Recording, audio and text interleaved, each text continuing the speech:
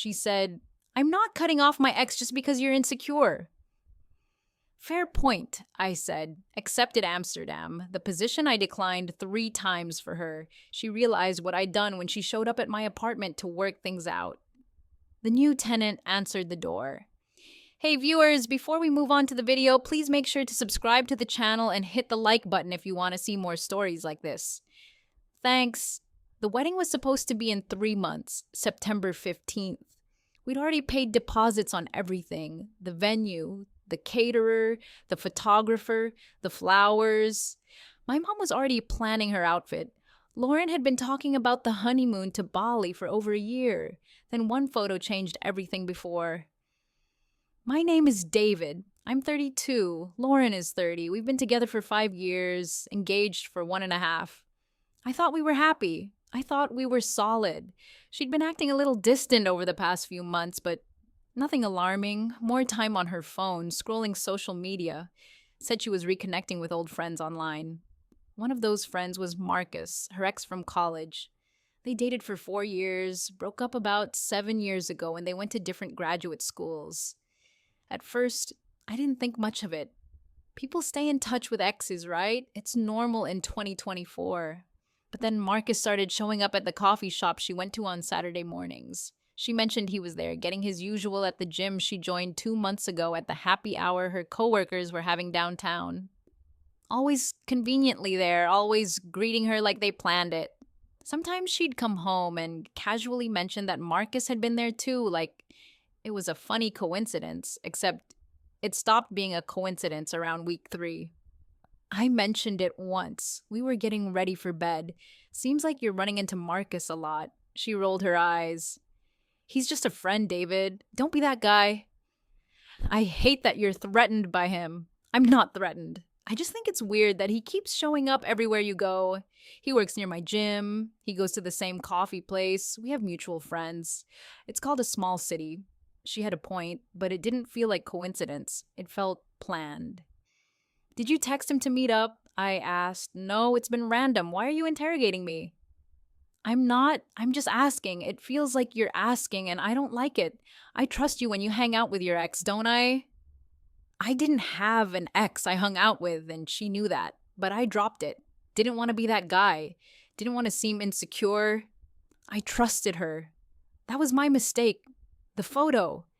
It was Thursday night. Lauren said she was going out with the girls to a club downtown. I had no reason not to believe her. I stayed home, played video games, went to bed around 11 p.m. Around 1 a.m., I woke up to my phone buzzing. Notifications from Instagram. Lauren had posted new photos. I opened Instagram, still groggy. First photo, Lauren and her friends at the club, all dressed up, smiling at the camera. Normal. Second photo, the same group at a booth dancing. Third photo, Lauren sitting on a man's lap. That man was Marcus. His arm was around her waist. They were both laughing. Her head was tilted back, carefree. They looked comfortable together, intimate. The caption read, "Sometimes you miss the old days?" Smiling face with smiling eyes. I stared at it for a long time. Like if I stared long enough, it would change. Like maybe I was reading it wrong somehow. I wasn't.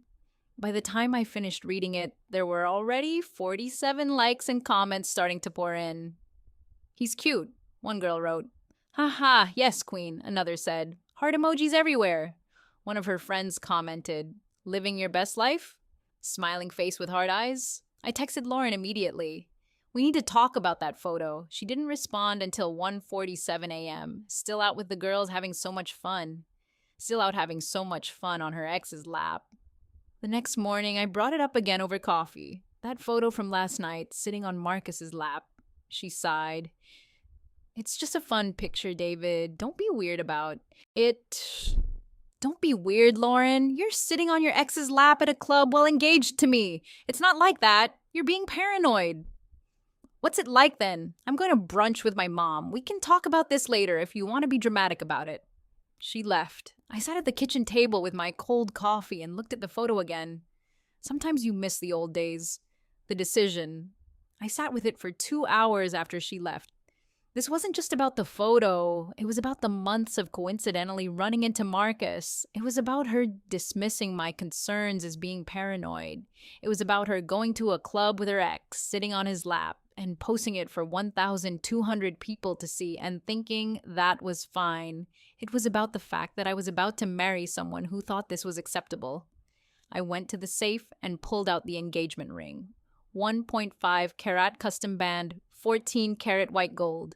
I'd spent $12,000 on it. Spent 2 years deciding it was perfect. Bought it before I even proposed because I wanted to be sure.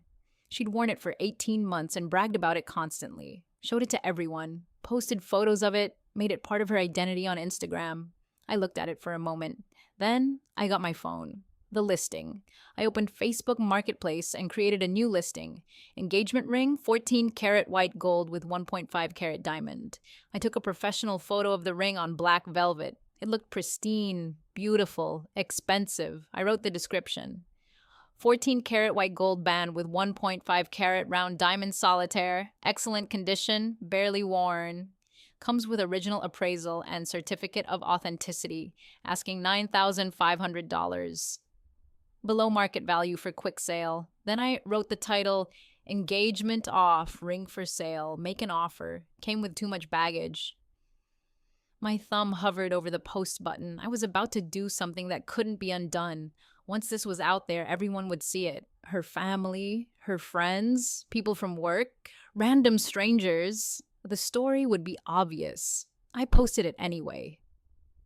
2:14 p.m. Friday. I also posted it to my personal Facebook with the same caption shared with 1,200 friends. Within 5 minutes, I had messages asking about the ring, genuine inquiries. One woman said her daughter was getting engaged and asked if it was still available. I told her I'd let her know by end of business. Then I waited for the call. Lauren didn't find out until 4:47 p.m. She didn't see it herself. Her mom called her, not texted, called. I know this because my phone rang about 10 minutes later and it was Lauren and she was screaming, "What the hell are you doing? Selling a ring?" I said calmly. "You can't just... That's my ring. You can't sell it without asking me." "Actually, I can. It's in my name. I paid for it and technically the engagement hasn't been finalized yet. So the ring remains my property." "This is insane. Take down the post. Everyone is seeing this. I know that's the point. You're being cruel and vindictive. We can work through this." I took a breath. "Can we? Because from where I'm sitting, you were sitting on your ex's lap last night at a club telling the internet you missed the old days. That didn't seem like it needed working through." Long pause. "So that's what this is about. You're going to throw away our entire relationship because of one photo. The photo is the last straw, Lauren, not the first. You don't understand. It was just a photo." I hung up. She called back 4 times in the next 10 minutes. I didn't answer. She texted, "Please, we need to talk. This is crazy." I didn't respond. The explosion. What happened next was actually faster than I expected. My phone rang. It was her dad.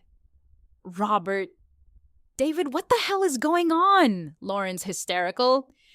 "Ask your daughter why she was sitting on Marcus's lap at a club last night while telling the internet she misses the old days." Silence. "She what?" I sent him the photo. He went quiet. Long silence then. "Oh, that one word said everything. I found out about this online." He finally asked. "Yeah, same way everyone else did." Robert didn't say much after that. Just said he'd handle it and hung up. Apparently, he went straight to Lauren's mom, Patricia, and showed her everything.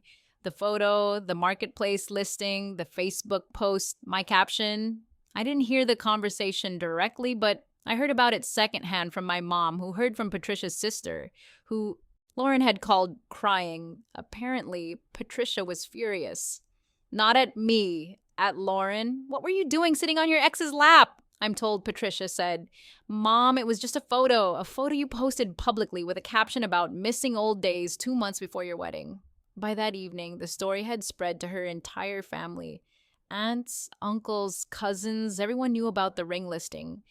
Everyone saw the photo, the news. One of my Facebook friends worked at the local news station. He called me around 6 p.m. Friday. "Dude, Is this real? The ring thing? Yeah, this is insane. Can I run it as a story? Sure. Do you want to go on camera? I thought about it. Part of me wanted to just let it die quietly, but another part of me knew it wouldn't die quietly anyway. Everyone was already talking about it. My mom had told half her friends. Lauren's family had told their friends it was going to get out. Yeah, I said I'll do it. The news reached out to Lauren for a comment. She refused, had her mom refuse on her behalf, said any further communication would go through her lawyer.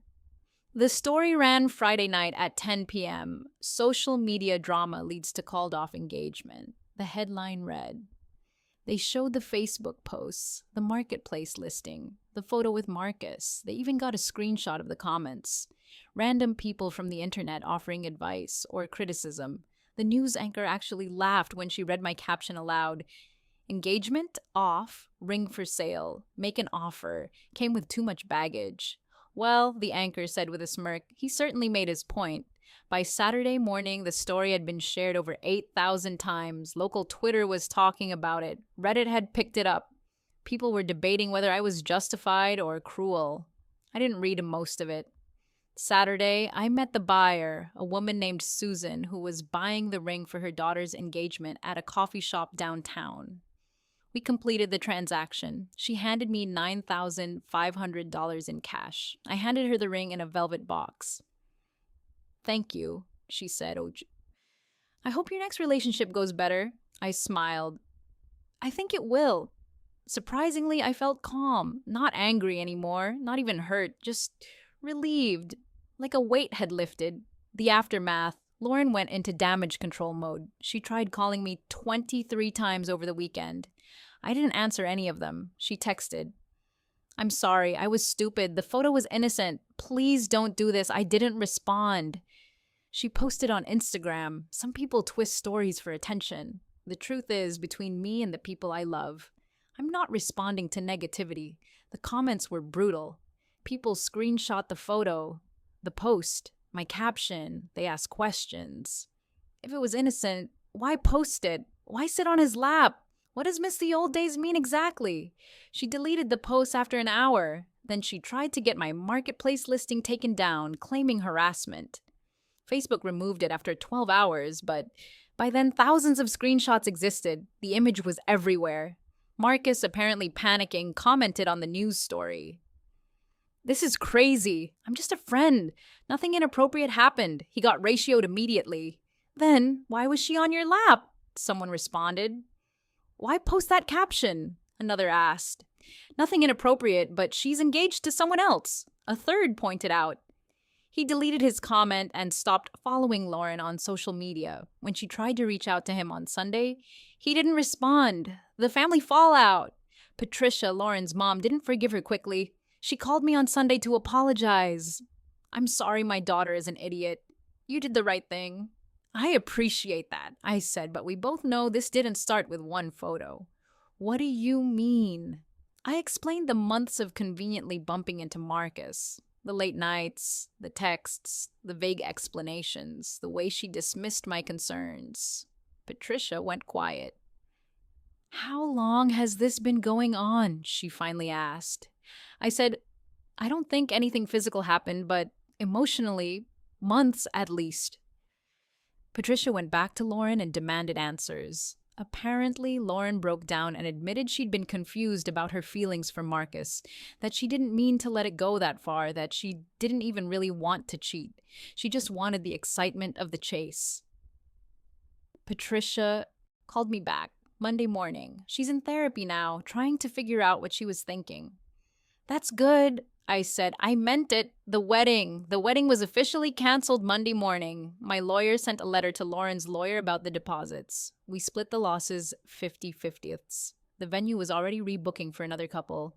The caterer had already taken on a new client. The photographer found another bride who needed September 15th. Life moved on without us. 3 months later, the local news story eventually died down. It had its moment of viral fame. Then people moved on to the next drama. Some Reddit threads still debate it sometimes. Was he right to do it publicly? People ask. Most comments side with me. She was inappropriate. He drew a boundary. Some criticized me. Could have just talked to her privately. I don't engage with any of it. Lauren apparently went into therapy. Real therapy, not just the performative kind. She posted occasionally about her healing journey, but kept it private. Marcus dropped out of her life entirely once the drama started. Turns out he was only interested in the thrill of the forbidden, not the reality of actually being with her. The ring is somewhere in someone else's jewelry box now on someone's hand, part of a different love story. I'm doing fine, dating casually. Nothing serious yet, but I'm not rushing. My friends think I handled it perfectly. My parents are proud. Even some of Lauren's family admitted privately that I did the right thing. The reflection. People sometimes ask if I regret going public with it, if I should have just broken up with her quietly, privately, without humiliating her. Here's the thing, I wasn't trying to humiliate her. I was refusing to hide what happened. She chose to post a photo sitting on her ex's lap with a caption about missing old days. She made that public. She shared that with 1,200 people. I simply responded with the truth that the engagement was off and the ring was for sale. Some people say I was cruel. Maybe I was. But I wasn't unkind. I didn't lie. I didn't exaggerate. I stated facts, and sometimes stating facts publicly is more powerful than suffering silently. She taught me that when she posted the photo. I just took the lesson further. Now, 6 months after the breakup, Lauren emailed me just once. Subject line, I'm sorry. She apologized for the photo, for her behavior, for not respecting my concerns when I brought them up. She acknowledged that she was emotionally unfaithful. She said she'd been in therapy for months and understood now that she was seeking validation from Marcus because she was insecure about herself. She didn't ask for forgiveness. She just wanted me to know. I read it once, appreciated it, didn't respond. I was already moved on. The ring is gone. The wedding is canceled. The relationship is over. And I'm okay with that because I learned something important. Sometimes the most powerful response to betrayal isn't revenge or silence. It's simply the truth told loudly enough that everyone can hear it. She posted her truth publicly. I just responded in kind, and that made all the difference. Thanks for watching. Make sure to subscribe to the channel and hit the like button. What do you think about this story? Share it in the comments.